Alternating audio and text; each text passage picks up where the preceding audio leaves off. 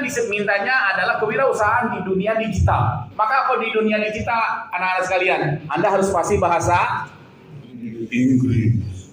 Mau tidak mau Anda berkomunikasi pakai bahasa Inggris. Wah, saya kan orang Indonesia, aku cinta Indonesia. Saya juga orang Indonesia asli, aku cinta Indonesia. Tetapi mau tidak mau Anda harus pasti bahasa Inggris dunia, yaitu bahasa dunianya kebetulan Inggris. Kebetulan Inggris.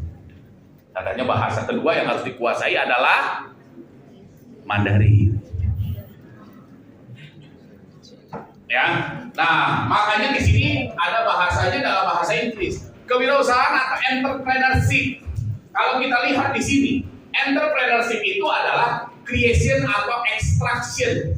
Creation itu adalah menciptakan, hasil cipta, ya, atau ekstrak itu mengeluarkan economic value. Ini di Wikipedia, Anda bisa googling, ada di Wikipedia. Jadi menciptakan atau mengekstrak economic value. Intinya kewirausahaan adalah menciptakan economic value yang mau dibeli sama adik-adik semua. Sebenarnya bukan hanya model, bukan hanya harga, bukan hanya fungsi, tetapi ternyata di belakangnya intinya adalah value dari produk. Ada yang tidak berbentuk produk asli kan? Tapi intinya adalah value-nya itu. Contoh adalah yang tidak ada barangnya apa? buku digital. Apa? Buku digital. Buku digital ya ada barangnya, kelihatan tulisannya nya. Apa? Jasa. Contohnya tukang pijat. Ya kan? Tukang pijat terus cukur rambut, ya. Itu jasa. Nah, yang dikejar harga atau apa? Kualitas. Banyak kan? Ada kualitas, ada kenikmatan, ada harga. Kemudian ujung-ujungnya sebenarnya yang dicari apa? Kenapa yang akhirnya Anda akhirnya mau selfie dan mau upload?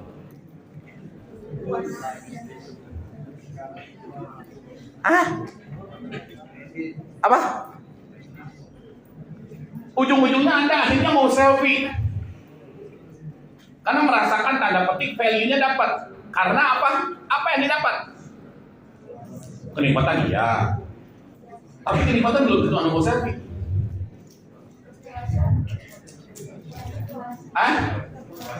Value-nya adalah aktualisasi diri. Itu adalah value tertinggi yang dikejar dari produk. Gua banget, aku banget. Makanya mau selfie karena ini mah aku banget. Iya kan? Nah, itu yang diciptakan rekan-rekan. Kalau Anda hanya asal bikin air mineral, berat. Saingannya banyak. Apalagi di digital. Namanya di digital, saingannya itu udah berjibun. Kalau dulu saya buka di Sun City, saingan saya kelihatan. Penampakan fisiknya, oh ada merek ini, merek ini, merek ini, merek ini. Tapi sekarang kalau di digital, waduh, itu saingannya tidak ada lagi region. Bisa saingan sama orang Korea, bisa saingan orang Jepang, saingan sama orang Amerika, saingan sama siapa, nggak ada batas. Digital itu borderless. Maka yang Anda harus kejar adalah value dari produk. Itulah inti dari kewirausahaan. Bagaimana menghasilkan suatu value yang dikejar, gitu kan? Value yang dikejar atau mengekstrak value itu, ya, sehingga value itu akhirnya ujung-ujungnya tetap. Yang namanya bisnis, ujung-ujungnya kan harus puas. Value-nya kan bukan hanya customer, tapi customer juga end customer dan juga internal customer. Internal customer-nya itu adalah shareholder atau stakeholder. Yang punya modal kan pengen juga dapat untung dong.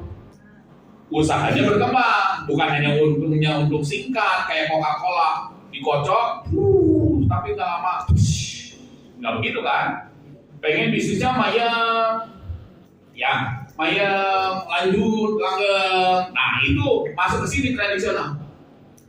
Nah, di sininya disebut apa? And potentially involving value besides simply economic knowledge. Jadi di sini menginvolve seluruh value.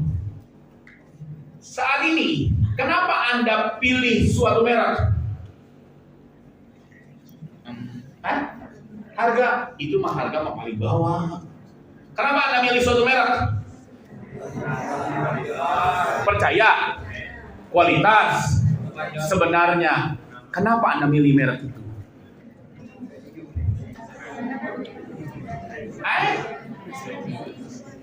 Apa? Kalau yang tadi masih sisi ekonomi, kualitas, harga paling bagus, harga paling murah. Itu yang di sini ekonomi semua, simply economic ones itu. Nah, sebenarnya Anda memilih satu merek itu kenapa? Kalau gua pakai ini, Aktualisme. gua pede. Kalau aku pakai ini, aku merasa diri aku seperti Raisa. Kalau aku pakai ini, aduh, aku kayak si ini. Wah, gitu kan? Itu yang Anda kejar, betul kan intinya mah? Kenapa mau beli mie gacoan? Aku nanya, sebenarnya kenapa? FOMO. Kenapa FOMO? Kalau aku nggak beli mie gacoan, dianggapnya itu intinya. Jadi beli mie gacoan itu apakah karena murah atau karena itu? Intinya makan itu. Nah, di dalam masa digital, Anda harus sangat peka terhadap itu. Dibandingkan sebentar. Dibandingkan ekonomi, simple ekonomi. Jadi kalau Anda hanya menghasilkan gimana saya bikin produk bagus, harganya enak, rasanya enak, tampilannya bagus, itu susah. Saingan makin banyak. Ya, apalagi sekarang di era digital, dikomparasinya mudah. Anda mau beli satu produk, dulu makan keliling toko mah lama, ya kan? Kalau sekarang Anda mau beli satu produk di Shopee, gimana ceritanya? Di reviewnya bisa sampai 5 atau 6 produk. Sekarang buka Shopee, sebelahnya buka Tokopedia, sebelahnya buka Google, sebelahnya buka ini, betul? Nah, maka di situ yang kekuatan yang utamanya, kalau Anda hanya kekuatan ekonomis, kalah. Maka yang utamanya adalah value itu diinvolvekan, disuntikan. Yang jualannya intinya itu, rekan-rekan. Kenapa orang mau beli Harley Davidson? Keren. Kata siapa keren? Jelek motor kamu? Lebih keren yang si Bentley itu. Betul? Tapi kenapa keren? Karena di benak orang semua menetapkan kalau orang naik Harley udah keren banget, top habis. Betul? Nggak peduli bentukan motornya, karena udah nggak dilihat lagi bentukan motornya. Pokoknya tongkrongannya Harley, keren bisa. Betul? Ekonomiknya akhirnya udah bermain nggak? Enggak. Akhirnya begitu harganya mau dijual berapapun, dibeli. Kenapa orang mau beli Harley 500 juta? Emangnya kalau beli Harley 500 juta, begitu kita masukin uang 100.000 jadi 100 juta? Kagak. Terus apa bedanya Hermes sama Papillon? Lebih mahal. Hah? Lebih mahal. Pak, kalau Papillon saya ke bandara cuman. Tapi kalau pakai Hermes, mari Bu. Terus apa bedanya? Kan harus pakai tas. Seakan-akan menaikkan harga diri itu. Value itu yang harus dibentuk. Anak-anak sekalian. Kalau Anda mau menciptakan usaha, bikin ininya dulu. Maka kalau Anda buka di Gramedia ada banyak tuh disebut. Makanya yang dikejar di situ adalah value proposition-nya dulu. Jadi Anda mau bikin suatu usaha, value proposition-nya mau apa? Bukan mau bikin produk apa, Tapi value-nya Anda membuka usaha ini apa? Barbershop sekarang ini bukan lagi jualan harga potongan paling murah, no. Ya kan? Mahal sekarang. Di barber lebih mahal dibanding salon biasa. Saya mendingan ke salon biasa dibanding ke barber. Di barber mah harus 75.000, di salon saya 50.000 sudah selesai kayak begini. Tapi kenapa orang milihnya akhirnya ke barber? Pak, teman-teman saya semua yang keren-keren ini di barber. Kalau aku motongnya di tempat lain, aku tidak kekinian. Betul. Emangnya potongannya di barber itu pasti lebih bagus? Belum tentu. Tapi asa bangga. Anda merasa bangga. Nah, ini yang harus dikejar, kan? Paham ya sampai sini ya? Hakikatnya intinya bisnis adalah itu. Bahasanya di dalam produk ada minimum value of product. Kalau Anda beli satu produk, jujurnya yang Anda kejar adalah ada nggak value minimum yang Anda punya, yang Anda dapetin. Kalau nggak didapetin itu, Anda nggak akan beli. Ibu-ibu beli sayur di pasar, apakah karena hanya harga beda Rp50? Kenapa mau beli di situ? Kadang-kadang di ibu itu lebih mahal Rp50. Kenapa mau beli di ibu itu? Padahal di sebelahnya lebih murah Rp50 atau Rp100. Tapi tetap beli di ibu itu. Besti, baik Pak. Aduh, di ibu ini marah banget begitu kan? Jadi bukan hanya jualan kangkung yang lebih tebal, tapi keramahan. Yang mana keramahan itu lebih menyentuh kepada emosional atau value dari human being. Paham ya? Nah, kalau itu sudah paham, maka baru masuk ke entrepreneur-nya. Entrepreneur itu adalah orang yang menciptakan entrepreneurship-nya itu, atau yang menjalankan entrepreneurship. Simpelnya itu.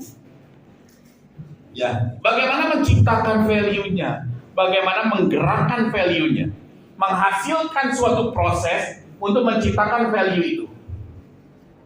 Ekspor 2014 berat karena udah brand tua, umurnya dari 79, udah brand tua.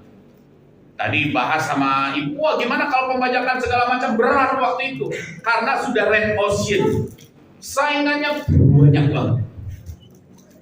Ditambah kemudian pandemi melanda, toko harus tutup, Matahari tutup, Ramayana tutup, Gramedia tutup, toko offline tutup. Terus jadi di mana kami jualan? Di online. Di online nggak laku. Nggak laku loh rekan-rekan. Pada tahun 2020 kami merasakan itu omset terjun bebas sebebas-bebasnya. Nggak laku. Maka yang diciptakan adalah, dulu kami sangat pede bahwa produk kami adalah produk jempolan. Di Matahari pasti dikejar, Ramayana pasti dikejar, apalagi namanya back to school, itu barang sold out. Begitu dikasih pandemi, kami gigit jari. Waduh, itu barang numpuk nggak karuan, nggak kejual. Dimasukin ke online, kalah sama yang impor dari Cina. Yang kami kira-kira kepala kami jual 250.000, mereka jual 150.000. Salah, 150.000 satu lusin. Customer mau beli, kami keluar-keluar, 150.000 satu lusin, tapi dalam setengah tahun 12 ikut jebol 12-nya. Anda beli yang kami 250.000, 3 tahun kagak jebol. Bahasa dari customer apa? Biarin jebol, tapi lu udah all this. Yang ini kekinian, emang gua nggak ngejar 1 tahun, yang ada gua memang 3 bulan mau ganti tas. Nah terus mau gimana dihajarnya? Itu ternyata value yang diharapin Pak customer. Entrepreneur adalah jadi semua dari risk itu dikumpulin, kemudian bikin semua proses, cari way out-nya. Terus jadi gimana tuh? Semua bingung. Terus gimana ngalahinnya? Udah jelas, satu 250.000, satunya 150.000, 12 atau alias 12.000 satunya. Tapi orang PT tadi homonya jalan, diposting setiap hari ganti tas. Hari ini warna ungu, besok hijau, besoknya pink, besoknya kuning dengan pakaian yang serasi pada badan.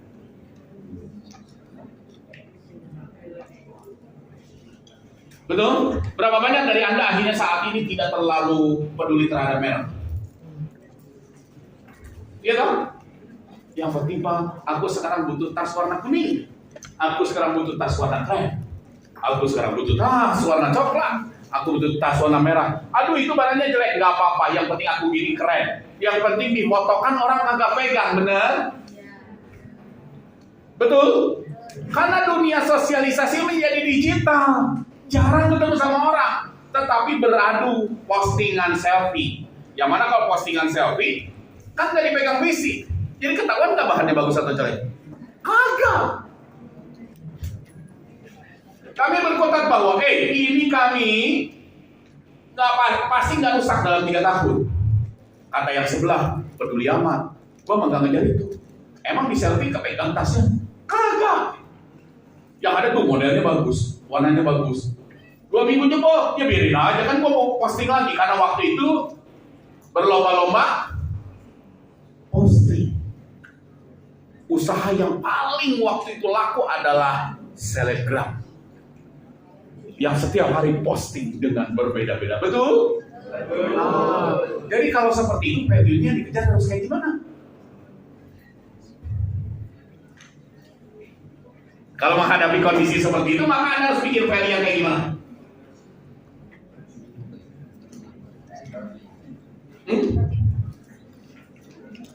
Itulah maka ekspor akhirnya rebranding waktu tahun 2021. Kami menetapkan value proposition-nya adalah ekspor itu kami peduli terhadap anak-anak muda, wanita.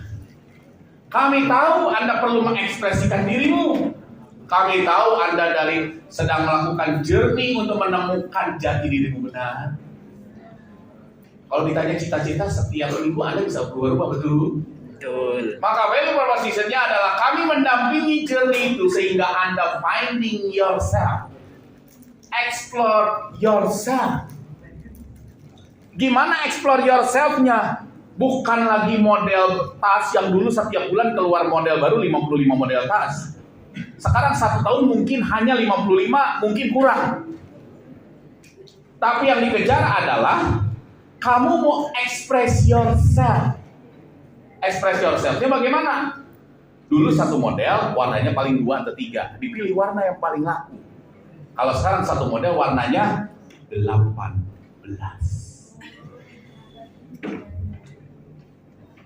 Gitu.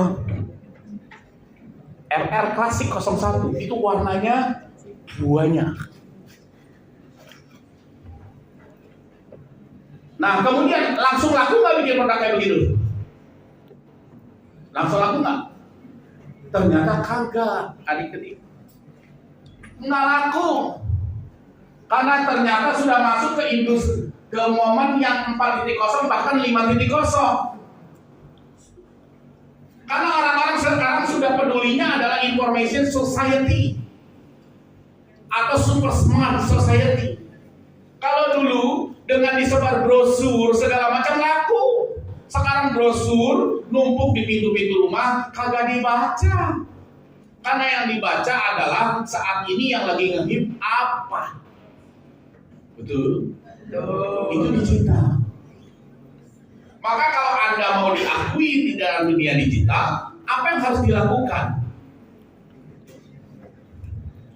Ya kami harus berubah dong, industrinya juga harus berubah. Nggak bisa lagi industrinya yang jadul. Harus mengikuti kekinian. Teknologi bermain. Harus teknologi friendly. Instagram bermain, TikTok bermain, tapi bukan lagi gaya korporasi. Maka kalau Anda Instagram Export 2021 itu decrease follower, anjlok drag, karena memang sengaja kami rubah sedemikian rupa. Tapi sesudah dari situ, tap in masuk. Kalau mau masuk dunia digital, maka Anda harus terjun di dunia digital. Caranya bagaimana? Kebenaran kami punya, ya udah mah itu memang anak bos. Kemudian juga dia influencer, Angel Natalie Lukito. Followernya udah abrak-abrak. Maka gaya yang kami lakukan bukan lagi gaya beriklan di Indosiar, SCTV, Trans TV Go. Enggak. Mahal. Aduh, sekali tayang 15 detik, 30 detik, sekian ratus juta. Maka Anda harus smart.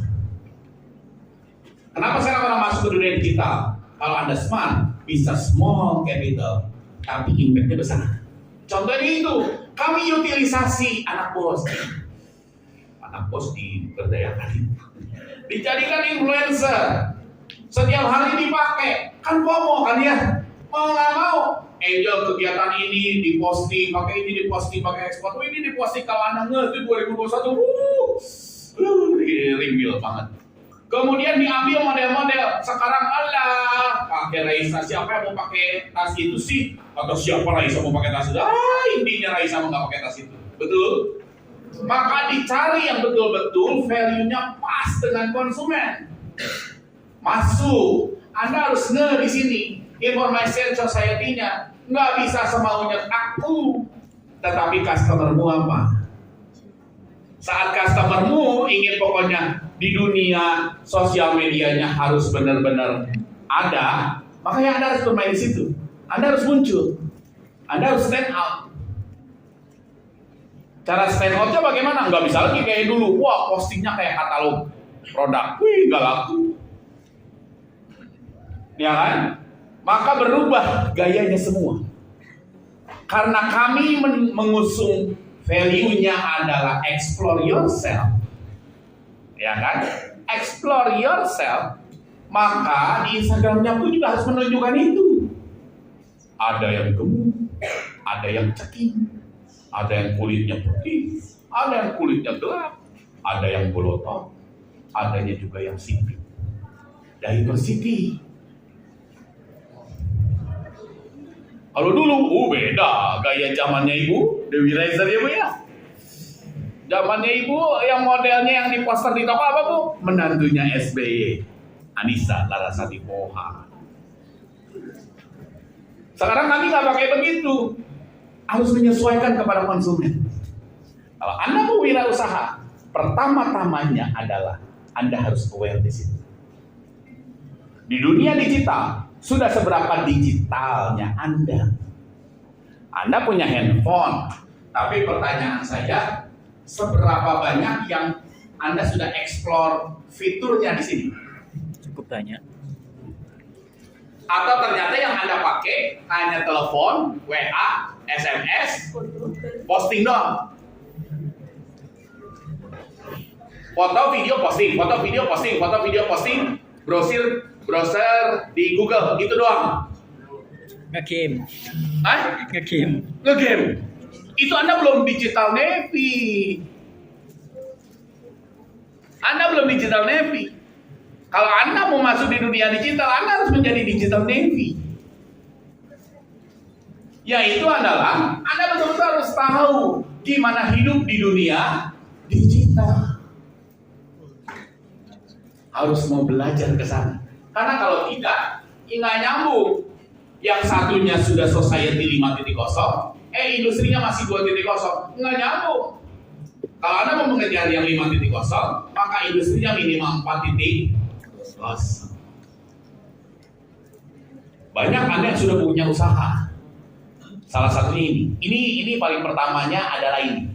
Ya, Anda tahu dulu ini. Kebanyakan udah langsung tertarik. Wih, bisa lah. Aku langsung bisa. Yang tenang, nanti bisa dikopikan dari di rekan-rekan yang di OSIS ya.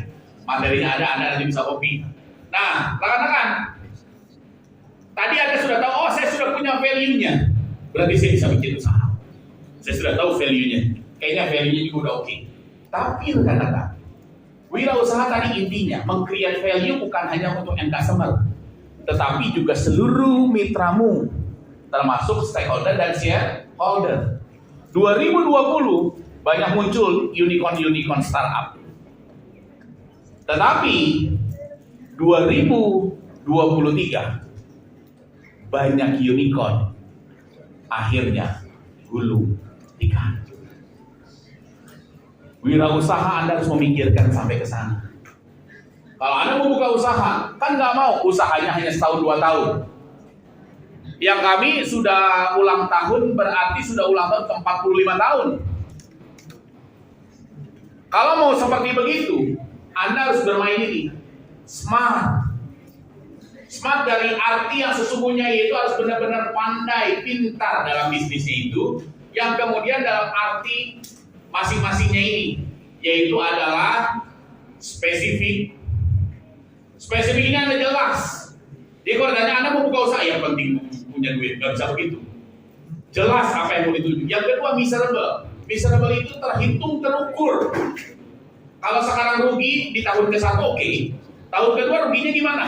Oh makin mengecil. Gimana tahun ketiga? Jadi mulai untungnya kapan? Harus terukur semua. Apa yang nanti harus disediakan? Punya nggak kekuatannya? Kalau nggak punya kekuatan, ya nggak bisa. Tadi ada kami ngobrol-ngobrol, ditanya, kami pakai dana bank? Kami nggak pakai dana bank. Modal seada-adanya di 2021 itu yang kami olah sampai sekarang tanpa injeksi funding yang lain. Itu yang disebut dengan miserable atau scalability growth. Growth-nya sesuai dengan kemampuan.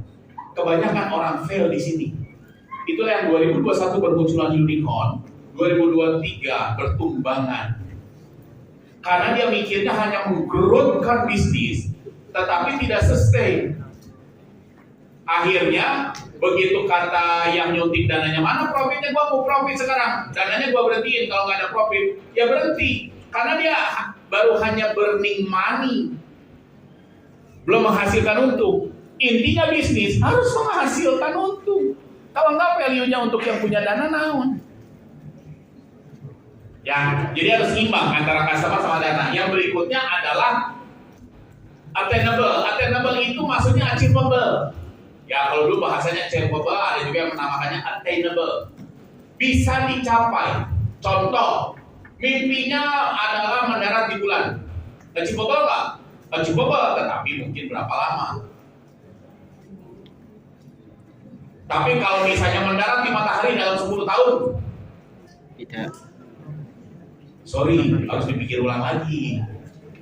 Gitu kan? Karena kalau enggak, modalnya nanti dipersiapinnya terlalu gede, tapi hasilnya kenapa nggak nyampe-nyampe ya? Iyalah. Lawang sekarang pesawat luar angkasa aja nyampe ke matahari aja udah sekian tahun, belum balik lagi. Atau jadi nyampenya kapan? Nggak tahu. Gitu kan? Nah, berikutnya adalah relevan. Relevan itu adalah yakin nggak bisnis ini pas dengan kondisi saat ini, oke nggak? Contoh, zaman dulu adalah setiap orang kemana-mana bawa pager. Tahu pager? Tidik, pager gitu kan? Sekarang banyak nggak yang pakai pager? Enggak. Jadi kalau sekarang Anda buka usaha pager, itu yang disebut tidak relevan. Udah bukan waktunya lagi. Atau Anda target pasarnya misalnya adalah usia anak SMA, jualannya susu bayi, tidak relevan. Paham ya? Nah yang terakhir itu adalah time base. Time base itu terukur, mau berapa lama? Investor pasti nanya, berapa lama balik modal? Berapa lama bisa untung? Nah Anda harus bisa mengukur ke sana. Oke? Nah berikutnya, ini rekan-rekan. Yang di dalam proses bisnis, Anda nggak bisa langsung hanya ambil kesimpulan di akhir. Proses bisnis ini tidak pernah berhenti. Ini proses yang tidak pernah berkesudahan. Dari mulai ini ada titik pandang, kemudian muncul ide, dipelajari ide tersebut, kemudian divalidasi, bikin sampelnya, diuji kembali. Pada satu saat itu udah dibuka, apakah proses ini berhenti? Enggak. Proses ini harus terus dijalankan. Kebanyakan orang salah adalah pada saat membuka usaha dia pikir sudah rame dan dia tidak melakukan lagi ideation yang baru, sehingga terlambat. Contohnya Nokia. Dulu tren pasar banget, rajanya handphone, tapi dia terlambat ideasinya. Disuruh pindah ke Android, nggak mau. Maka ideasinya terlambat, understandnya terlambat, bisnisnya fail. Kegiles BlackBerry. BlackBerry juga terlambat move-nya, kegiles sama Android. Ya, bisnis harus paham ke sini. Kalau tidak, problem. Ya, kalau tidak problem, nanti Anda berat. Nanti Anda mikir, kenapa bisnis saya nggak maju-maju? Ngelihat yang lain masa enak, udah liburan ke Paris, udah liburan ke sini. Saya mah liburan ke sini aja susah. Gitu kan? Nah, kalau sudah seperti itu, Anda harus pikir lagi. Point of view-nya sama nggak? Jangan-jangan seharusnya di sini, Anda mikirnya yang ini. Atau yang tadi, tidak relevan. Atau malah ke sini. Karena kekuatan Anda di sini, Anda pengennya di sini, maka menjadi tidak relevan. Ya, menjadi tidak relevan. Kalau ada pertanyaan dicatat dulu, nanti ada sesinya kita bertanya dan pendalaman. Ya, yang paling pertama rekan-rekan adalah sudah dapat ide.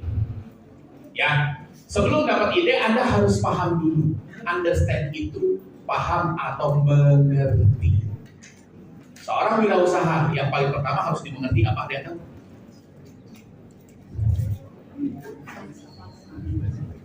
Kalau Anda mau buka usaha, yang paling pertama kali Anda harus mengerti apa? Apa? Usaha yang akan dibuka. Jadi saya mau buka usaha. Nah, jadi kalau mau buka usaha itu, maka apakah yang paling pertama kali harus Anda mengerti? Hah? Marketnya. Coba marketnya itu apanya yang harus Anda paham? Siapa yang mau beli? Siapa yang mau beli? Atau target customer-nya. Oke. Ya, jadi startnya adalah semuanya dari customer. Hati-hati. Kebanyakan orang salah, startnya dari aku. Saya pengen bikin ini.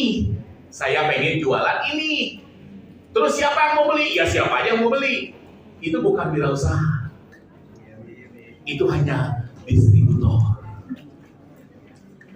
Kalau wirausaha adalah Anda mau jualan ke siapa? Customer itu butuhnya apa? Maka Anda harus paham customernya, kemudian kontaknya. Sesudah dari situ Anda mengerti nggak bisnis itu di otakmu? Kalau ternyata sudah direview, di sini bagusnya jualan bubur ayam. Pertanyaan berikutnya, Anda paham nggak tentang bubur ayam? Kalau Anda belum paham, Anda harus paham bubur ayam. Itu maksudnya ini. Business in mind. Understanding this is the key to designing. Anda paham ini, itu Anda akan paham bisnis. Contohnya simpelnya begini. Lagi masanya lagi cari pasangan ya. Anda pasang target dong. Anda incar customer, betul?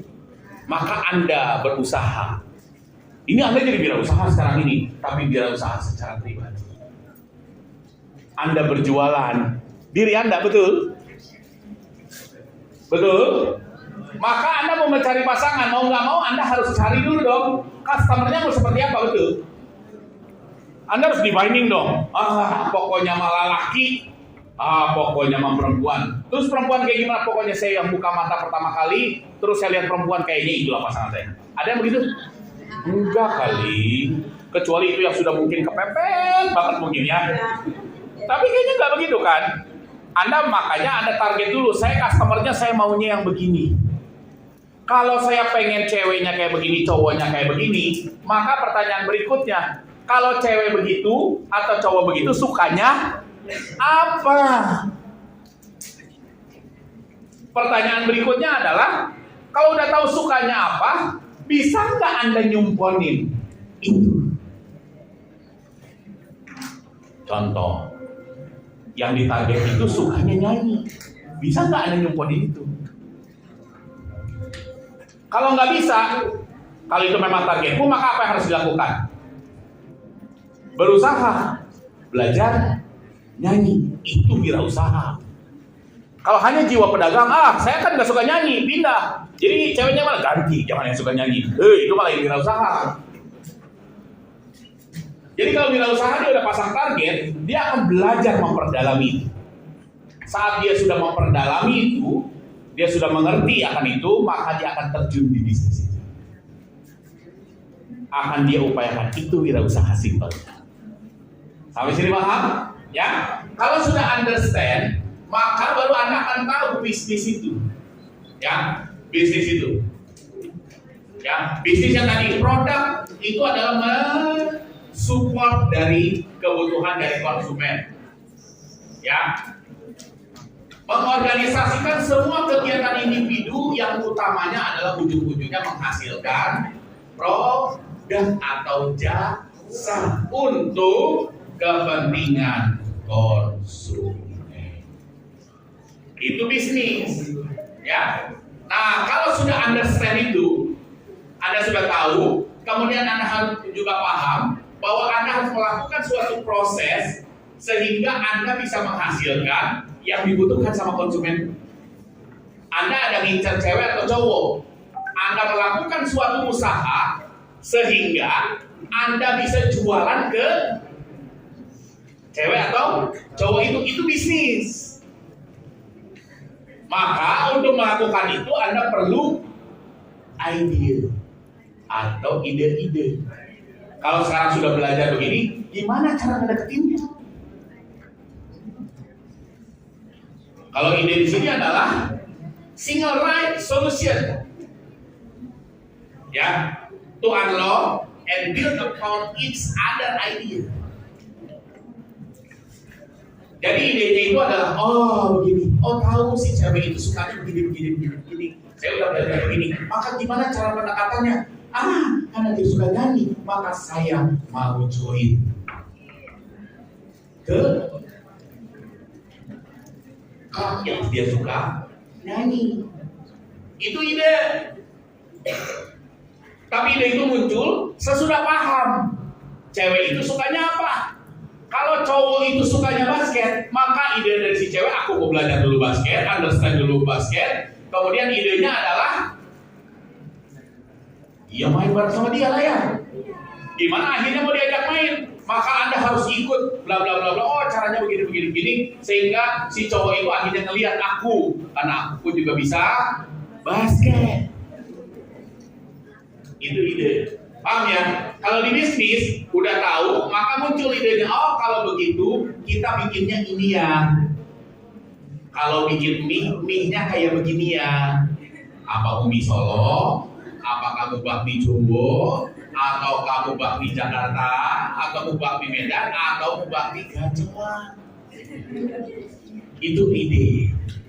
Sesudah ide, nah ini yang sering dilupakan. Kebanyakan orang kalau sudah punya ide, langsung cari modal, langsung gaspol. Hati-hati rekan-rekan, jangan sampai mengulangi kejadian 2013. Yang terheran-heran, PHK banyak sekali karena ini di layoff, ini di layoff, ini layoff. Kenapa? Karena pilot. Kenapa pilot? Karena tidak berhasil menciptakan ini. Saya dengar ada yang nanti mau ikut kompetisi bisnis model. Goalnya kan Anda harus menciptakan bisnis kanvas. Bisnis kanvas ini memetakan keseluruhan. Ya, memetakan keseluruhan. Anda harus berpartner dengan siapa saja. Kemudian aktivitas dari bisnisnya apa saja. Terus Anda butuh modal apa doang? Ini semua jangan melulu dari sini dulu, tapi sumbernya tadi saya sebut dari value proposition dulu. Karena berdasarkan value proposition, baru kita bisa menentukan partner yang tepat. aktivitas apa yang akan dilakukan, dan berdasarkan value proposition, modal apa yang harus dibikin. Berdasarkan value proposition, maka kita ke customer harus ngapain untuk customer relationship-nya. Kemudian jualannya tembusnya lewat channel mana. Kemudian dari sisi customer, mau customer yang kayak gimana. Jadi sisi di sini adalah sisi customer. Ya. Berdasarkan value proposition, ini sisi customer Anda harus pikir. Kalau yang di sini ada sisi internalnya, prosesnya. Anda harus pikirin. Sebagai seorang pengusaha, mau nggak mau Anda harus pikirin. Sesimpel Anda mau jualan bubur. Siapa customer? Gimana cara menghubungi customer? Lewat apa kamu menghubunginya? Lewat jualannya. Kalau udah dari sini, oke, kalau begitu, maka saya harus berpartner dengan ini. Udah berpartner dengan ini, maka saya harus lakukan kegiatan promosinya begini, dan usahanya begini. Maka saya butuh modalnya ini. Jadi imbang kiri dan kanan. Tapi nggak cukup. Sesudah dari situ, bawah. Karena kebanyakan orang berhenti cari vendor atau cari venture company untuk cari funding. Padahal lupa, venture company butuh yang di bawah. Maka pada saat yang perlombaan bisnis model waktu itu, ditanya goalnya bisnis model, kemudian pada saat mau cari venture company apa? Anda jualannya ini dua.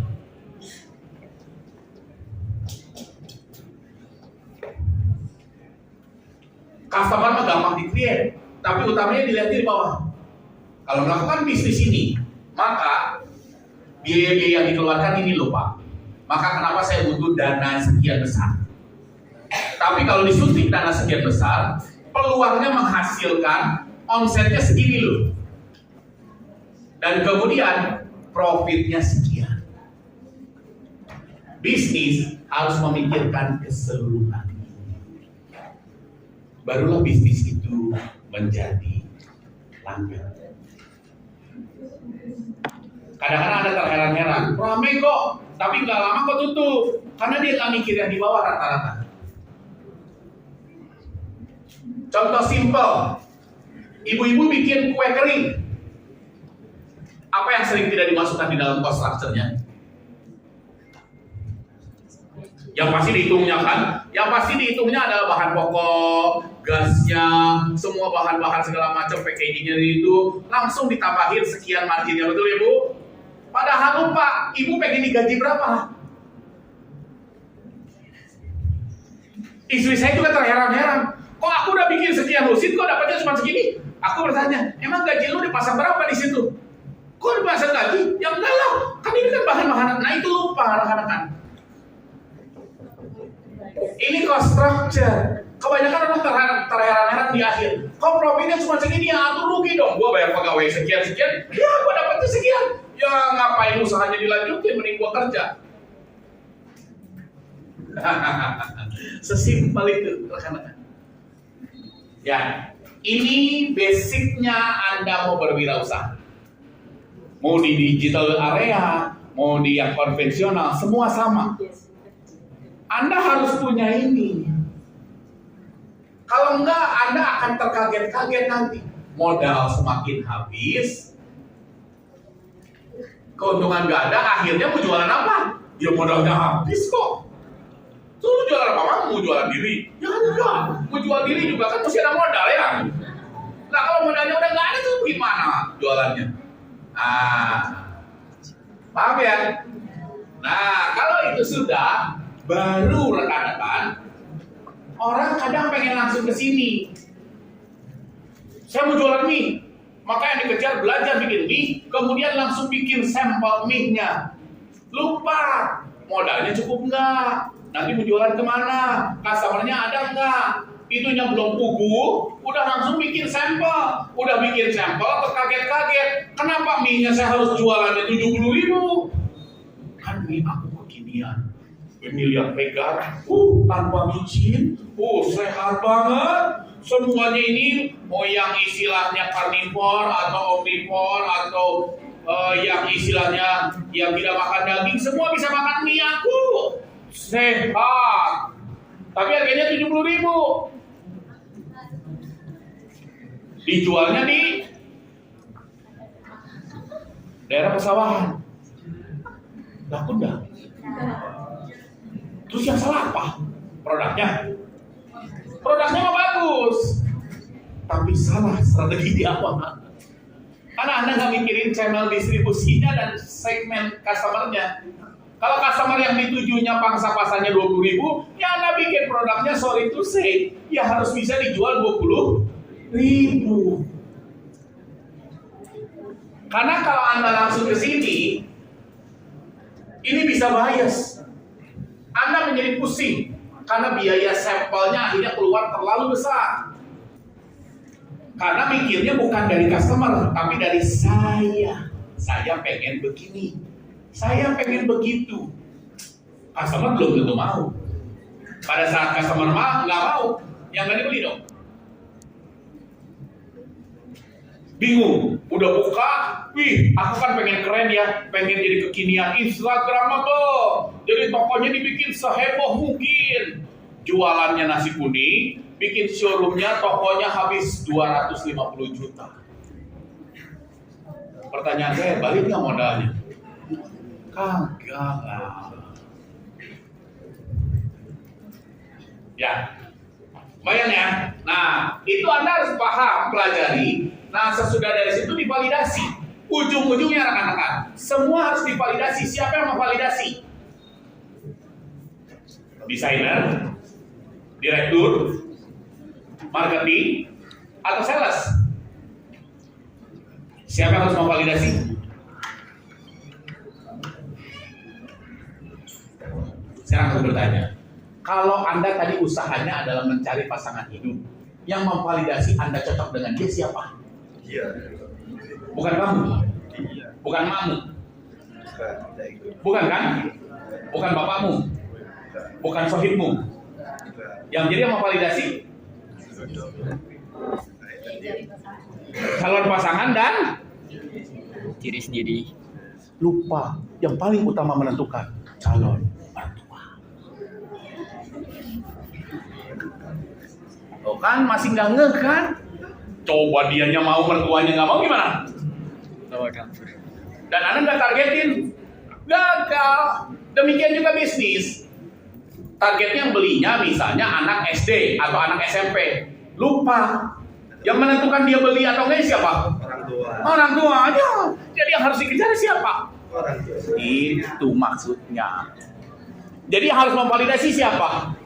Sesuai target masing-masing. Jadi memvalidasi Anda sudah cocok sama dia, ya calon mertuamu lah. Kalau kata calon mertuamu kamu nggak cocok, mau sampai kapanpun juga nggak diridoin. Mau keluar udah modal, wah dibawa ke Tunjungan Plaza, dibawa ke Sutros, dibawa kemana-kemana, nggak boleh. Terus bagaimana? Kawin lari? Wah juga kali. Iya kan? Nah maka ini validasi ini perlu ini. Hati-hati, tidak boleh pakai assumption. Validasi itu adalah memvalidasi semua asumsi. Asumsi saya cocok sama dia. Asumsi saya, dia suka sama aku. Asumsi saya, mertuanya suka banget sama aku. Lihatlah, udah dia senyum, gitu kan? Tuh lihat dia manyun. Itu mah asumsi, bukan validasi. Pertanyaannya benar nggak? Kalau validasi itu adalah ya Anda survei ke dia, pendekatan. Ibu gimana? Menurut ibu saya gimana? Kamu teh ya, cing atuh. Kalau jadi laki-laki harus gini. Berarti Anda belum pas kalau begitu. Ya kan? Dan kamu kayaknya ibunya kayaknya suka pakai baju gini, maka aku harus pakai baju gini. Begitu aja ngobrol, adik itu kan masih muda. Pakainya kayaknya perlu lebih anak muda. Kok pakaiannya kok jadi ngolot ya? Kenapa jangan begitu? Kan asumsi. Kalau Anda pakai asumsi, berbahaya. Maka yang pertama kali Anda harus validasi. Dan yang memvalidasi adalah target customer. Nah berikutnya adalah ini di ujung akhir. Jangan buru-buru pengen scale. Scale itu adalah perkembangan usaha. Scale up. Ya, scale up, hati-hati. Mudah sekarang cari dana. Tapi Anda puterin dana itu sesuatu. Kalau Anda tidak pandai, kalau Anda tidak pas, yang Anda bukan scale up, tetapi Anda scale down. Karena Anda salah ambil keputusan. Yang paling utama adalah kalau Anda pengen sustain, perusahaannya pengen panjang umurnya, maka Anda harus berkembang, scale-nya adalah bertahap sesuai dengan kemampuan. Dan itu direncanakan. Contoh,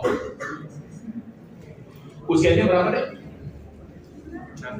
16 tahun, sekarang sudah kelas 11. Kelas 10, mau menikah usia berapa deh?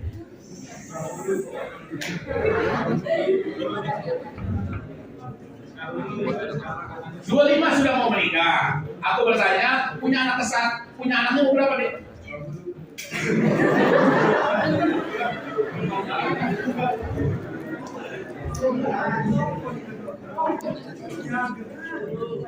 Bukan, punya anaknya berapa deh? Ayo para cowok dia hanya maunya cuma satu ya, jadi yang pengen punya anak dua dia nggak cocok. Punya anaknya satu, nikahnya 25. Pengen punya anaknya usia berapa? 26. Jadi kalau yang udah married terus pengen happy dulu, nggak cocok sama dia, karena dia begitu nikah pengen tahun depannya udah punya anak. Nah, maksud saya begini, karena begini pertanyaan berikutnya ada ini yang muskil ya. Ini muskil nih. Ini 26 punya anak. Pertanyaan saya berikutnya, Anda akan bekerja sampai usia berapa?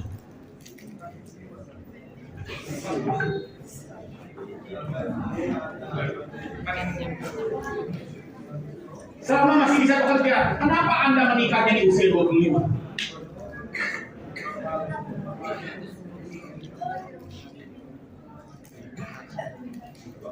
Menikmati dulu. Kenapa Anda memutuskan di usia 25 menikah dan 26 punya anak?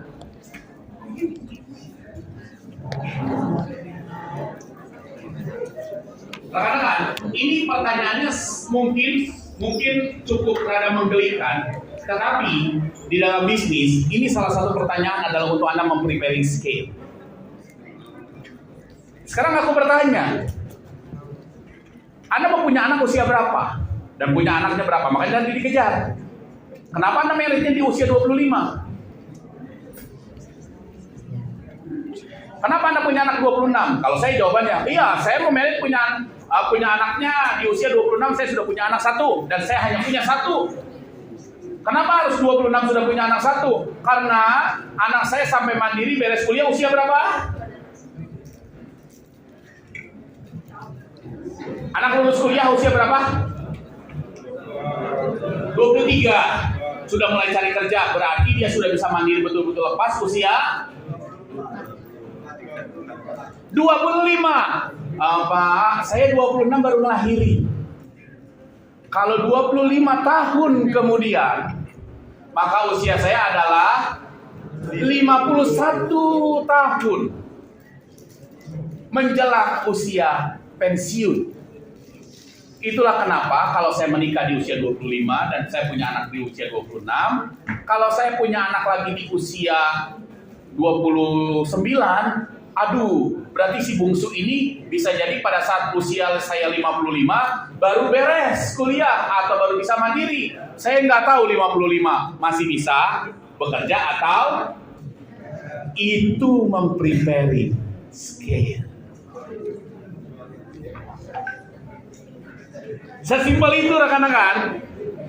Kalau di dalam bisnis, Anda berpikirnya ke sono, maka bisnis ini mau dikembangin sampai segede mana? Dan harus kapan? Kalau begitu modalnya harus disiapinnya berapa?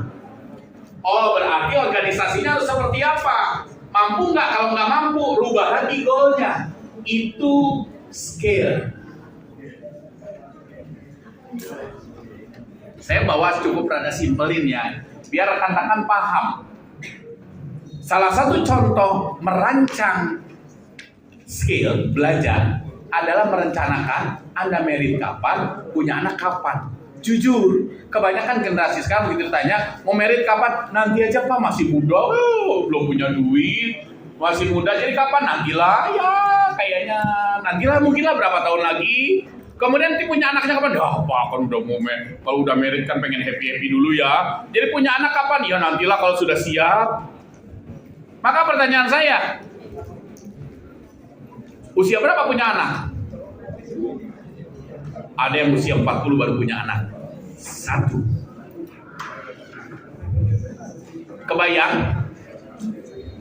Pada saat lulus SMA, berarti orang tuanya usia berapa? 58, 59 tahun. Masih sanggup nggak? Itu skill up rekan-rekan. Ya, di dalam bisnis juga sama. Maka Anda harus siap-siap. Nambah orangnya kapan? Oh, sekarang usahanya sendiri. Nanti harus ada ambil partner atau ambil apa? Itu mempreparing ke sana. Jadi Anda harus menyiapkan. Makanya kalau di perusahaan biasanya menyusun strategi 5 tahunan. 5 tahun ke depan mau jadi apa? Maka dipersiapkan dari sekarang. Kadang 5 tahun nggak cukup, harus 10 tahun ke depan. Jadi pada saat PT 23 dibentuk 2020, itu sudah dipikirkan ujung 2030 itu akan seperti apa? Karena kalau tidak, persiapannya nggak ada. Itu yang akhirnya menghambat scale. Karena modal akhirnya nggak siap, modal mungkin siap tapi sumber dayanya nggak siap. Modalnya siap, sumber dayanya nggak siap, memang siapa yang mau jalanin? Kecuali perusahaan itu. Kalau sumber dayanya nggak siap, ya perusahaan itu akan menjadi stuck. Jadi Anda harus paham yang namanya ini. Ini adalah mau tidak mau, ini adalah sebuah bisnis perjalanan. Rata-rata orang pengennya selalu di posisi sini, yaitu posisi bisnisnya selalu menanjak. Tetapi rekan-rekan percayalah, bisnis itu ada masanya. Tapi masanya itu akan terjadi kalau tidak dilakukan yang tadi proses yang berkesinambungan. Tidak selalu divalidasi, tidak selalu ada ideation lagi, atau stagnan.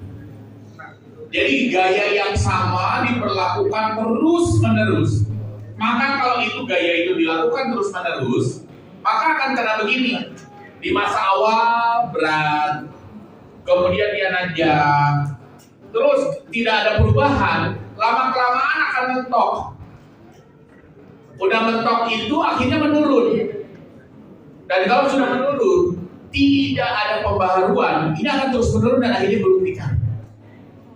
Makanya tidak heran ada perusahaan-perusahaan, ini perusahaannya udah lama, asalnya bagus sekali, rapi sekali, tapi kok tiba-tiba tutup?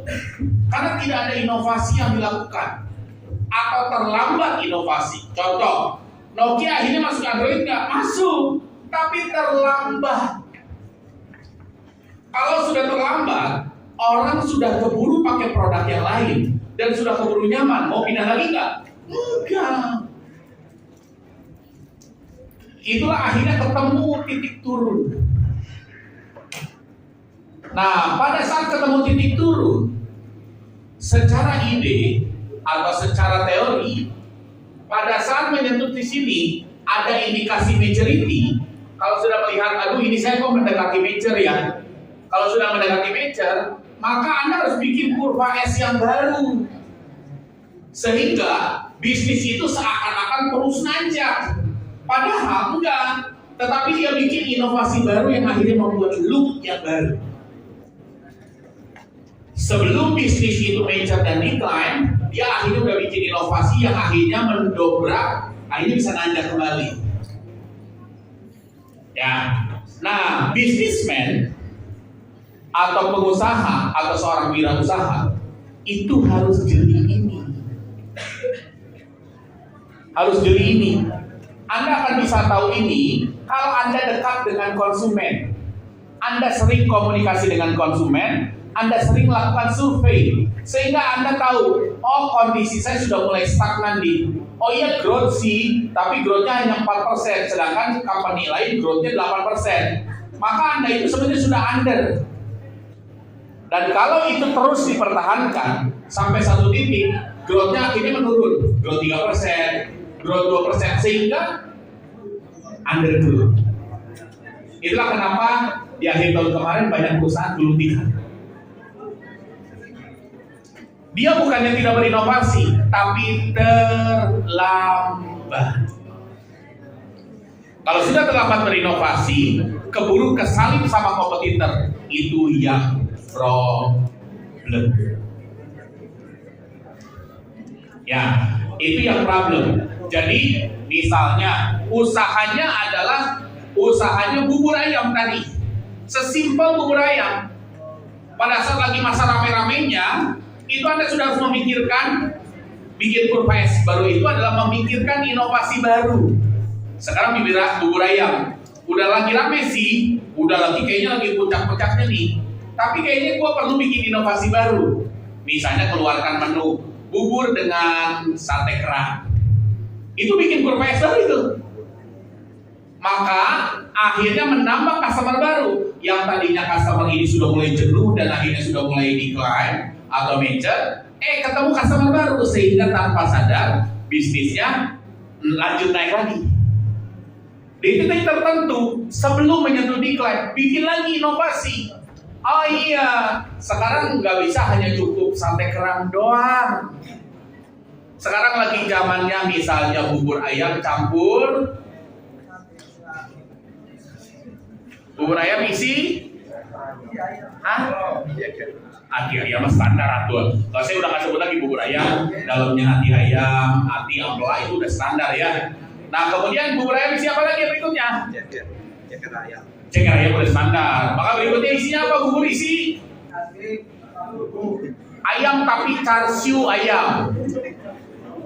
Char siu ayam itu slice ayam. Bubur dikasih slice sapi. Gitu kan? Oh buburnya dikasih apa?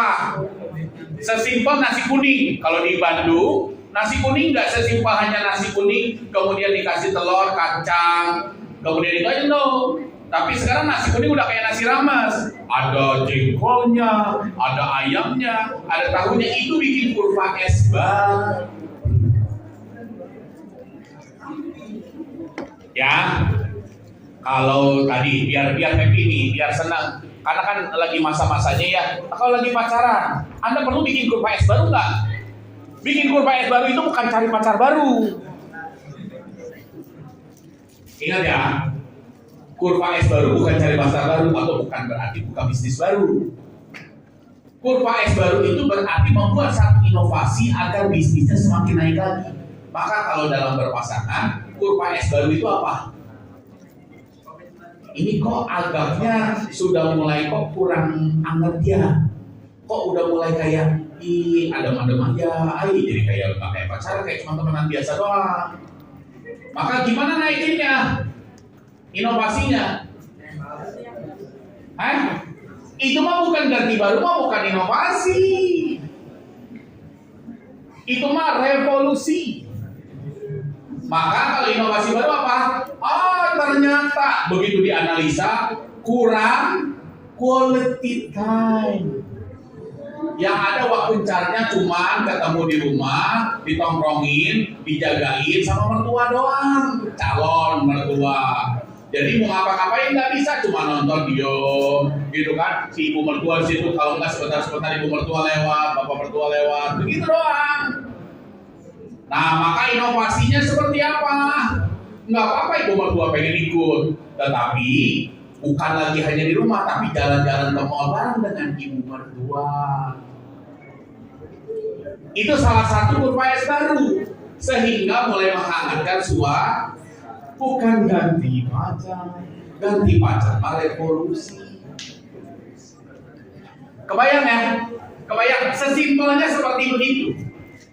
Jadi perlu nggak bikin es baru? Perlu. Udah yang berumah tangga juga sama.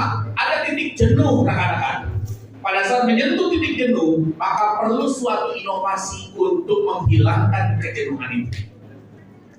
Apakah liburan, apakah refreshing, ataukah mengubah pola keseharian. Itu salah satu caranya. Kalau dalam bisnis, misalnya yang biasanya offline, mulai akhirnya masuk ke online.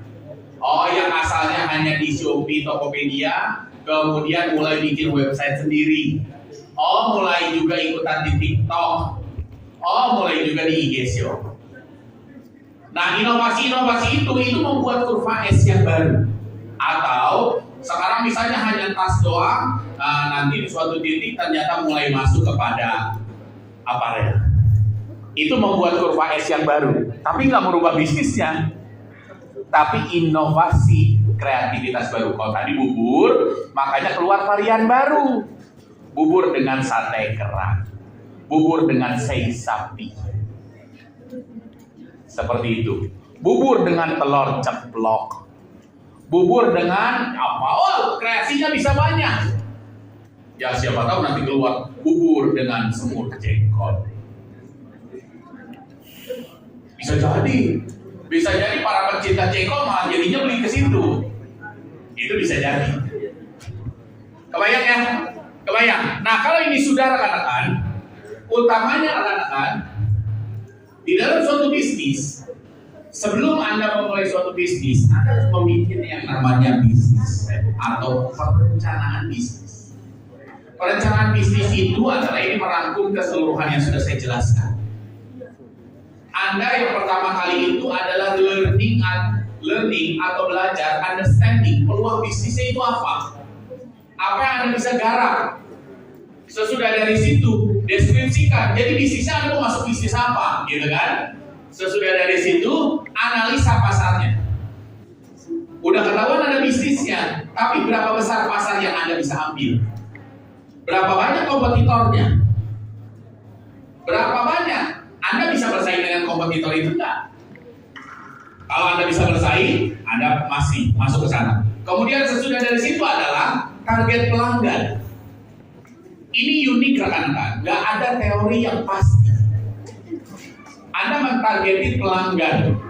Ada bahasa dalam keteorian ekonomi, ada yang disebut red zone, ada yang disebut dengan blue ocean. Red zone itu adalah Anda masuk ke satu zona di mana kompetisi di situ sudah sangat padat. Contoh, sekarang sudah banyak yang jualan bakso. Anda ikutan nyemplung jualan bakso di lokasi yang sama, itu red zone. Itu masuk kepada analisis pasar. Target pasarnya juga. Nah, Anda mau targetnya siapa? Seperti itu. Ya, nah maka targetnya Anda harus sesimpel. Contoh begini, tas ekspor. Anda mau kiblatnya kepada Kipling, atau Anda mau kiblatnya kepada misalnya Triway. Produk lokal. Beda nggak segmennya? Beda. Gimana Anda menentukannya? Anda lihat peluang pasar. Anda mau ambil ke arah yang three-way, persaingannya gimana? Dibandingkan yang di atas. Oh, persaingannya lebih bagus yang di atas. Pertanyaan kedua itu analisa pasar. Punya nggak kita kemampuan yang di awal?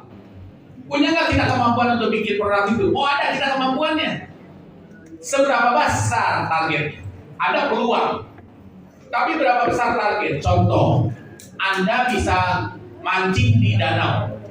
Ada zona A, zona B, zona C. Tiga-tiganya bisa mancing. Semuanya bisa mancing. Yang satu ikan yang kecil, yang satu sedang, yang satu besar. Cuma di tempat yang kecil, Anda mancing hari itu minimal bisa dapat 3 kilo. Yang ini ada ikannya sedang, tapi Anda mancing maksimum ikannya 2 kilo. Ya, 3 kilo. Yang besar jumlahnya sedikit, tapi sekali mancing Anda bisa dapat 4 kilo. Anda ambil mana? Yang kecil Anda dapat 12 ikan. Yang besar Anda cuma dapat 2 ikan. Anda ambil yang mana?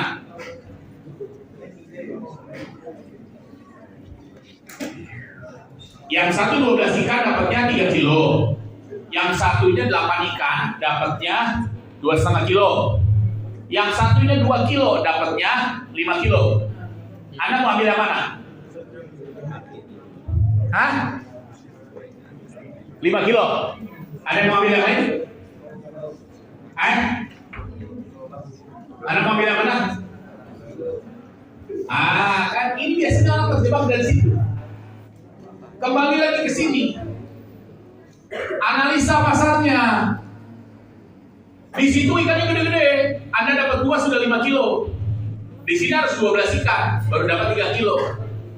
Maka orang kecenderungannya ngambil yang gede, yang 5 kilo kan?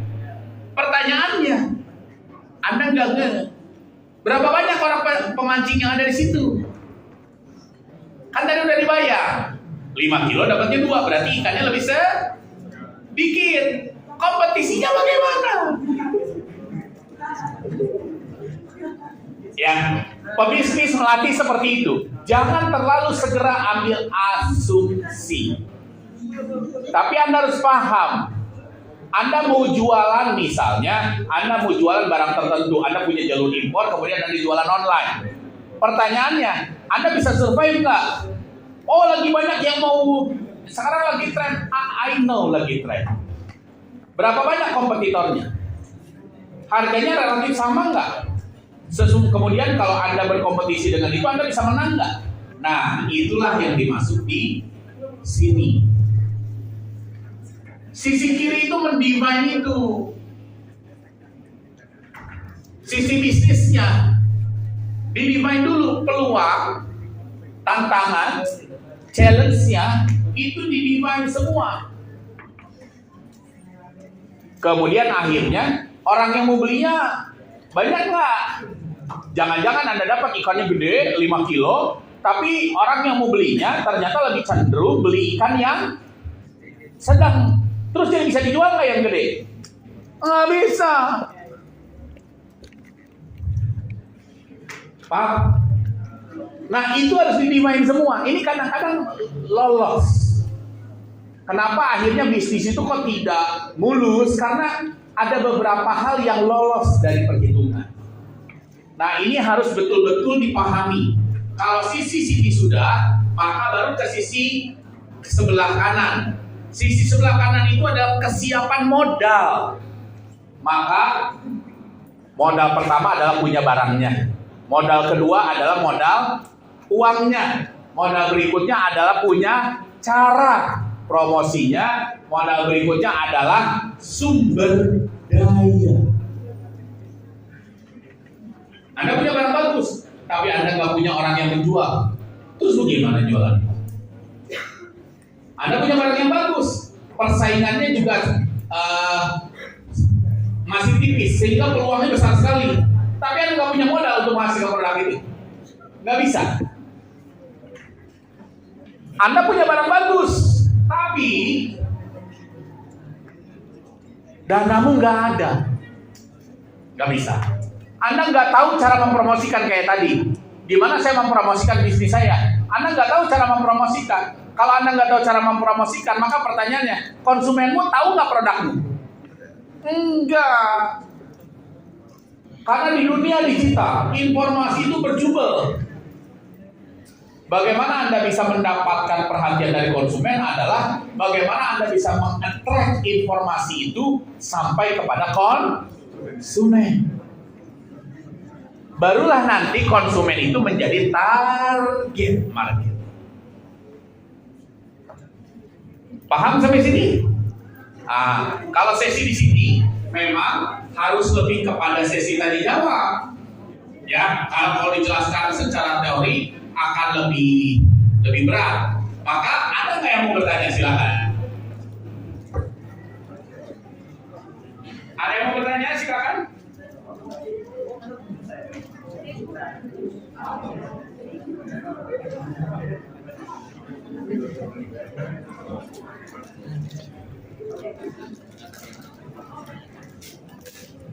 Ada yang mau bertanya?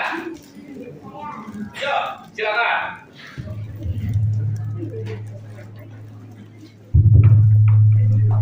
Ini kegedean nih. ya volumenya. Baik, terima kasih atas kesempatannya. Mohon izin untuk bertanya. Ya. Bagaimana seorang wirausaha dapat mengembangkan usahanya secara relevan dengan persaingan teknologi yang berkembang semakin cepat juga persaingan yang ketat? Oke. Tadi dikatakan gimana bisa bersaing dengan perkembangan teknologi yang semakin ketat. Jawabannya satu. Ya Anda harus surfing di teknologi itu. Contoh, Anda mau jualan di online. Mau tidak mau Anda harus paham teknologi di online. Gimana cara komunikasi? Gimana cara pasar advertising atau promosinya? Gimana cara akhirnya menghubungi konsumenmu? Gimana cara berjualan? Kalau Anda nggak paham teknologinya itu, ya Anda gimana bisa nembus ke konsumennya? Kemudian, gimana akhirnya bisa bersaing? Pertanyaannya satu, customermu seperti apa targetnya? Kalau customermu sangat tergantung kepada preferensi. Preferensi itu adalah tergantung dari review orang, pandangan orang, masukan dari orang. Maka gimana cara Anda bersaing? Ya dapetin preferensi orang kan? Sehingga pandangan orang-orang terhadap produk kita bagus. Maka caranya pakai influencer. Atau pakai contohnya selebgram. Belum tentu artis loh, tetapi selebgram. Tapi ada juga customernya tidak terlalu konsen ke arah situ. Customernya sangat pengen tahu, pengen belanja online, tetapi pengen dapat informasinya sangat jelas sekali. Maka gayanya, Anda jangan paksa pakai influencer, tetapi gayanya adalah Anda bikin kontennya yang bisa membuat produk itu dikenali secara detail. Jadi tergantung konsumenmu seperti apa targetnya. Maka yang tadi disebut, bergeraklah sesuai dengan target dari konsumen. Karena goalnya adalah mendapatkan value dari konsumennya. Kalau konsumen pengen dapat value, aku ini preferensinya nggak ketinggalan zaman, maka Anda pakai influencer. Kalau konsumen itu adalah saya mau beli itu karena saya yakin produk itu bagus, Anda jangan pakai influencer, belum tentu percaya sama dia.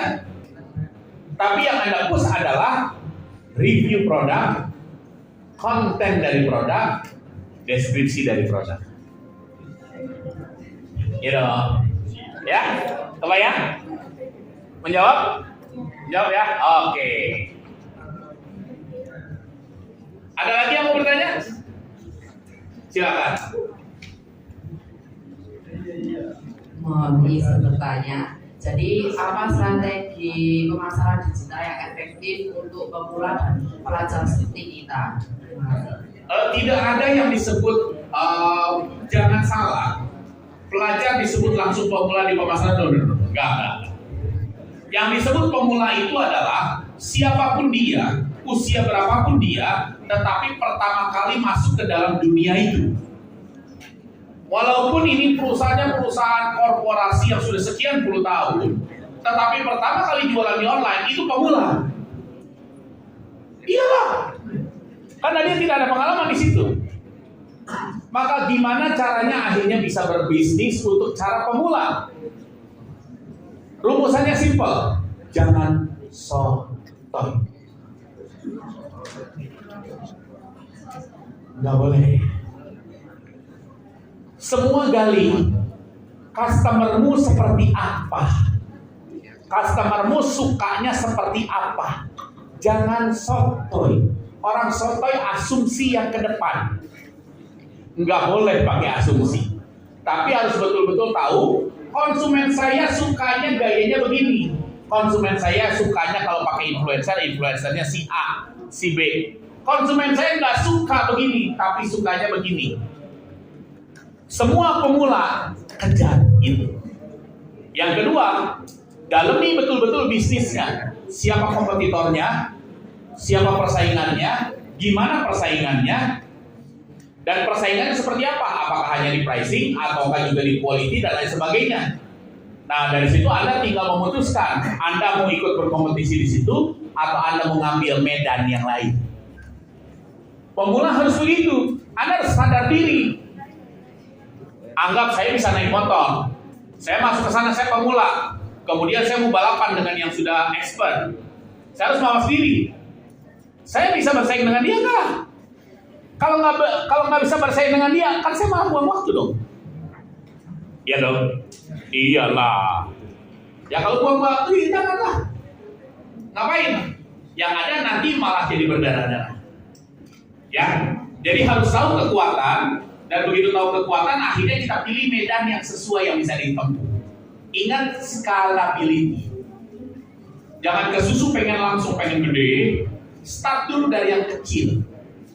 Fokus dari yang kecil, disiplin dengan yang kecil, dari situ baru akan membesar. Kalau Anda tidak disiplin terhadap hal-hal yang kecil, maka yang besar itu akan rontok.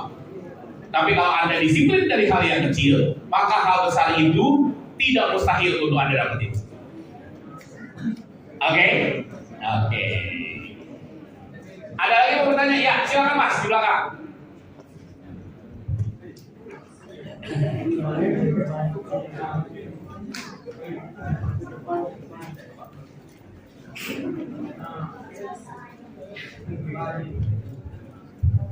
Ya.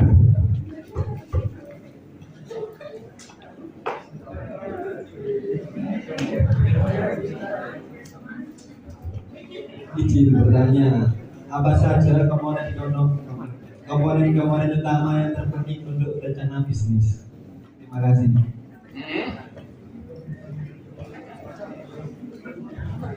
Kenapa? Bisa diulang? Apa saja komponen utama yang terpenting untuk rencana bisnis? Untuk rencana bisnis yang seperti tadi. Kalau kau rencana bisnis, Anda harus tahu dulu customermu siapa. Itu aja yang tadi di bisnis kanvas. Customermu siapa? Anda punya kemampuan siapa? Anda punya kemampuan nggak? Sisi kiri dan kanan. Komponennya adalah kemampuan secara organisasi punya nggak? Kemampuan di kiri produknya, kemudian untuk nembus kepada itu. Yang paling utama adalah siapa customermu, apa yang dia mau, apa yang dia suka. Bisa nggak kamu memprovide itu? Kalau kamu udah bisa memprovide itu, siapa yang menjalankannya? Gimana dengan modalnya? Gimana dengan perhitungan bisnisnya? Menguntungkan atau tidak? Begitu.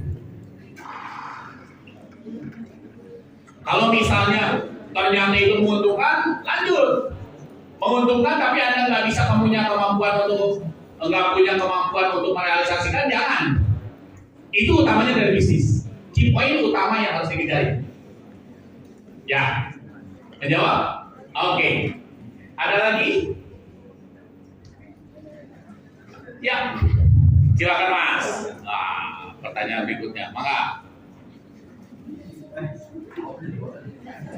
Bagaimana cara menentukan harga jual yang menguntungkan dalam sebuah usaha? Kenapa? Bagaimana cara menentukan harga jual yang menguntungkan dalam sebuah usaha? Benar, harga jual. Harga jual. Sekali lagi rekan-rekan ya.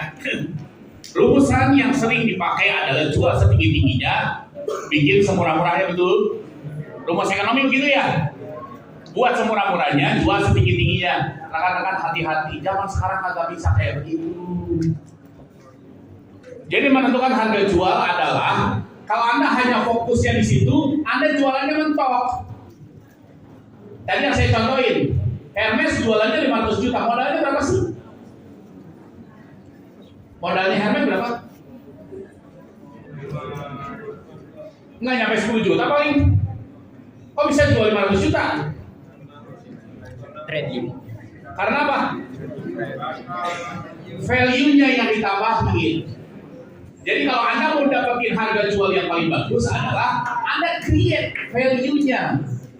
Value of brand, value of purpose-nya, semua value-nya. Karena rumusan harga jual adalah value of product sama value of customer sama dengan price. Mahalnya dari Harley Davidson adalah karena kalau pakai Harley Davidson udah pasti disebutnya jantan, gagal. Itu yang harganya tidak terhingga. Gitu. Jadi kalau sebelum Anda punya value itu, jangan maksa harga jualnya tinggi dulu. Kalau harganya belum bisa terlalu tinggi, maka create dulu value-nya. Saat value-nya sudah terbentuk, baru bisa ditambah-tambahin ke value dari produk, barulah harga jual Anda susun.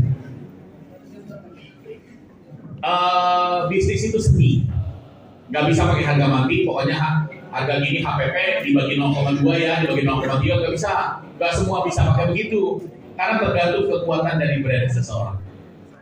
Brandnya semakin bagus, bisa marginnya bisa dijual 10 kali lipat. Tapi brandnya baru, belum dikenal dan segala macam, Anda jual beli terus lebihin hanya 20% aja mungkin udah berat jualan. Karena utamanya dari bisnis adalah kekuatan dari value-nya. Ya, utamanya adalah creating value-nya. Paham ya? Makanya kenapa ekspor sekarang, kenapa dikuatkan di value proposition? Karena kalau hanya kita bersaing di price war atau di produk, berat. Siapa yang bisa jamin bahwa produk kami adalah produk paling bagus? Nggak ada lah. Ya, tetapi yang kami jual itu adalah value, sehingga orang itu merasa ada interkoneksi dengan brandnya. Kalau sudah ada interkoneksi, nah itulah yang harganya tidak terhingga. Tergantung Anda bisa mengutilize itunya. Kalau misalnya hanya bisa meng-create-nya sedikit, ya harganya hanya bisa segini. Tapi bisa mengutilize-nya banyak, maka harganya bisa dijual semakin mahal. Menjawab? Oke. Ada lagi? Ada lagi? Ya.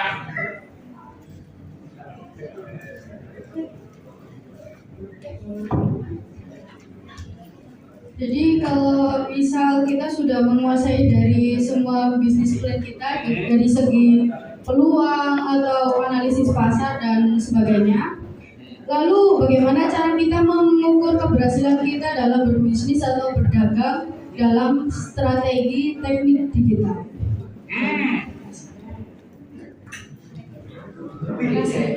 Langsung strategi teknik ya untuk dalam digital. Sekali lagi ini tergantung produknya, tergantung konsumennya. Masing-masing brand tadi value-nya kan tergantung, value-nya sudah posisinya di mana. Maka kalau mau di dunia jadi digital, syarat mutlaknya adalah produkmu harus bisa orang tahu. Maka kalau agar produk orang tahu, mau tidak mau Anda harus advertising. Advertising-nya harus digital. Banyak macam. Mana yang cocoknya? Apakah di advertising-nya di Shopee, di Tokopedia, atau di Google, atau di Facebook, atau di advertising yang lain? Tergantung dari preferensi customer masing-masing. Kalau itu sudah diketemui, belum tentu juga hanya dari ads. Karena kalau itu sudah ketemu, ujung-ujungnya sebenarnya adalah bagaimana Anda meng-create customer engagement-nya. Sehingga orang itu, customer itu merasa, aduh pokoknya kalau saya mau beli shampoo Sunsilk, itu udah alam bawah sadar. Itu hanya bisa ditempuh dengan cara branding. Mau online atau offline, Anda harus kejar itu. Sehingga bisa masuk ke sana. Sebelum masuk ke situ, tahapannya adalah bagaimana sebanyak orang customer yang dituju tahu produkmu. Maka mau tidak mau Anda harus advertising. Ya, advertising atau pasang ads di tempat yang cocok. Menjawab ya? Tanyanya?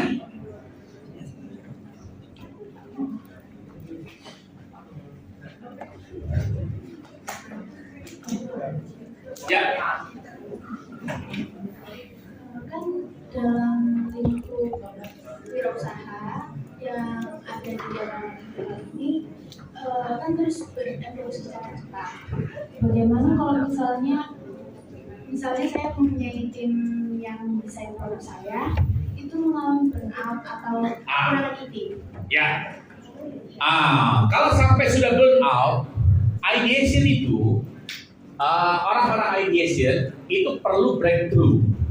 Saat dia sudah burn out atau misalnya aku sudah mentok nih, aku udah nggak bisa lagi ngeluarin ide, maka harus mencari way out untuk memancing ide itu. Caranya bisa macam-macam. Apakah yang mendesain itu kemudian survei ke pasar? Survei ke pasar itu bisa masih di dalam negeri, antar kota, lihat pesaing segala macam sehingga muncul ide. Atau ada beberapa akhirnya survei ke luar negeri, atau ikut pameran, gitu kan? Atau ikut pameran, atau ikut seminar, atau melakukan suatu outing activity untuk akhirnya memancing ideation. Kalau sudah mentok idea, maka harus dipancingnya gayanya begitu. Ya, dipancingnya begitu, dipaksakan, udahlah, biar kamu keluar ide ya, gua kunciin pintunya 2 hari 2 malam, kamu nggak keluar, makin nggak keluar itu idenya. Maka mau nggak mau harus dipancingnya. Biasanya paling ampuh adalah survei melihat kompetitor, kemudian survei melihat customernya. Dari situ biasanya ada muncul, ternyata gua nggak kepikiran itu. Ya, jawab. Oke. Ada lagi yang mau bertanya? Ya, yang di ujung.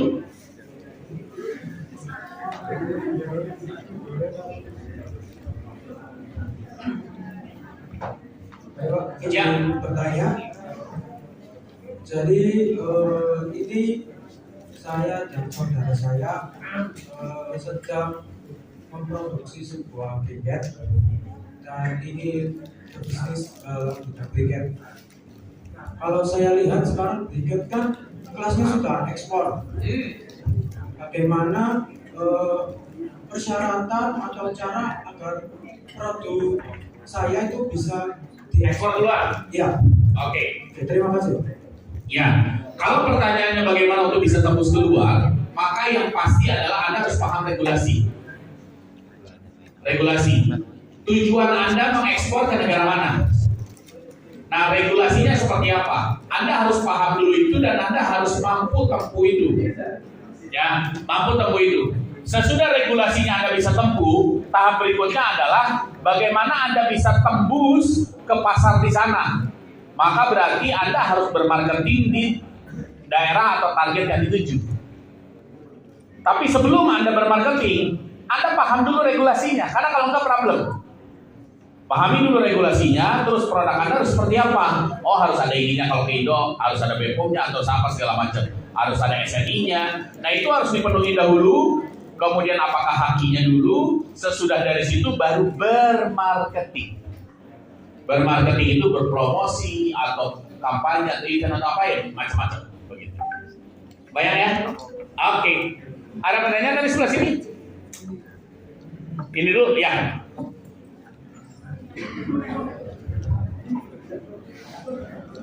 Terima kasih sudah dikasih Ya. Mau tanya gimana caranya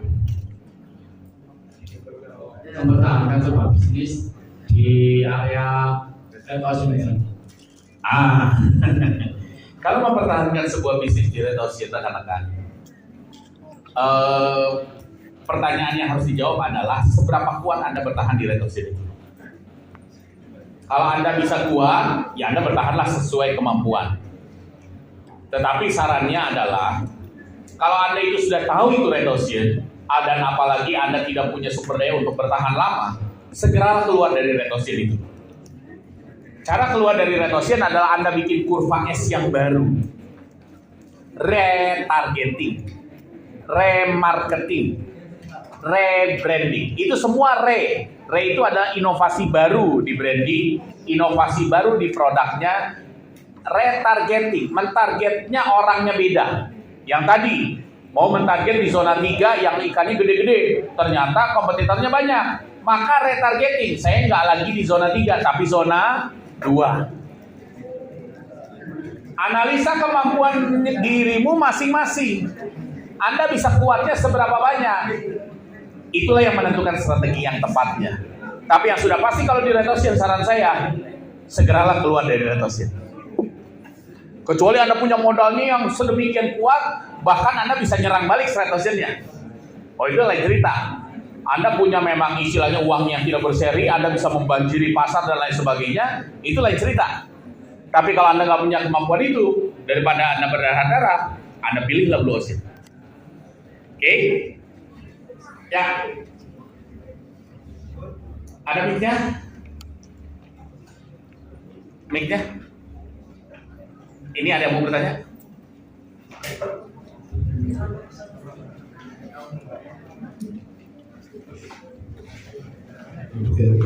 Ya. Jadi misal saya punya ide, tapi saya nggak punya koleksi dari siapa-siapa gitu, dan saya juga tidak punya dana. Nah, pertanyaan saya itu bagaimana cara mencari investor untuk suatu proyek usaha? Ya, rekan-rekan tadi sudah dijelaskan entrepreneur, ya, dan kemudian ada entrepreneurship. Tidak bisa hanya punya entrepreneur. Anda harus punya entrepreneurship. Entrepreneurship itu adalah mengolah ide-ide itu bisa menjadi kenyataan.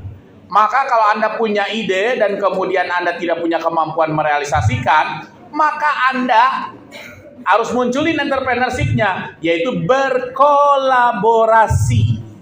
Berkolaborasi dengan orang-orang yang bisa mensupport. Anda hanya punya ide, ini orang hanya punya kapitalnya atau punya dananya. Ini adalah orang yang kemampuan untuk mengorganisasi. Karena usaha hanya bisa dilakukan kalau ada ide, ada dana, ada organisasi. Kalau enggak jalan. Begitu. Jadi pertanyaannya tadi kan, bagaimana cara mencari orang yang punya modal? Mau tidak mau Anda harus jual ide.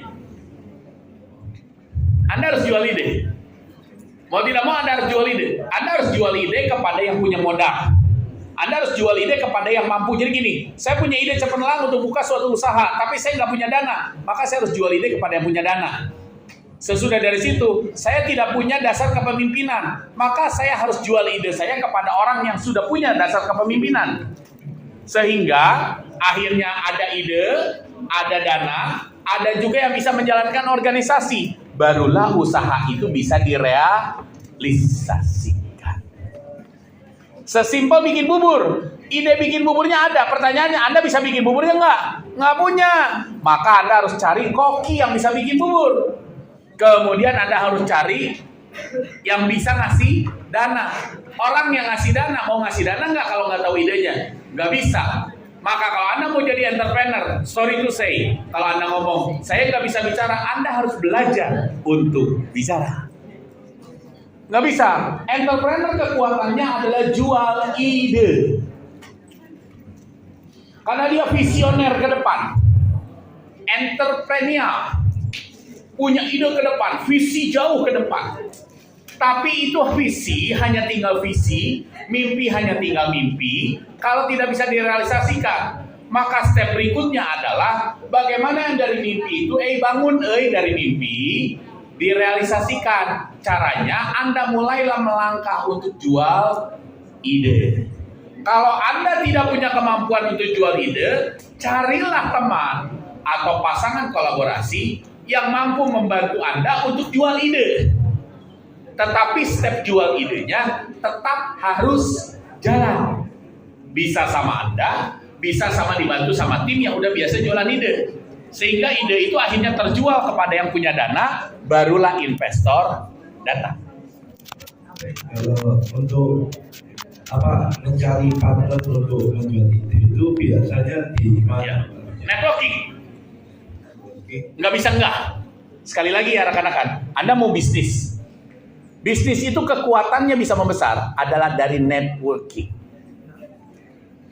Kalau Anda pengen punya bisnis, tapi Anda nggak mau komunikasi sama orang lain, Anda tidak mau interkoneksi dengan orang lain, akan berat.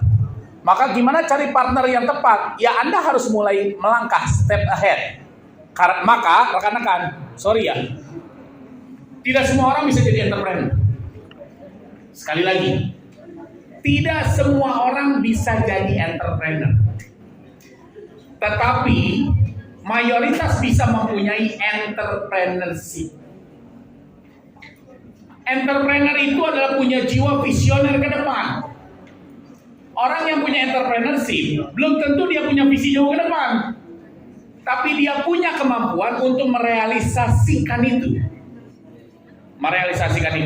Maka kalau Anda tidak punya jual ide, maka Anda mencari orang yang ngasih ide.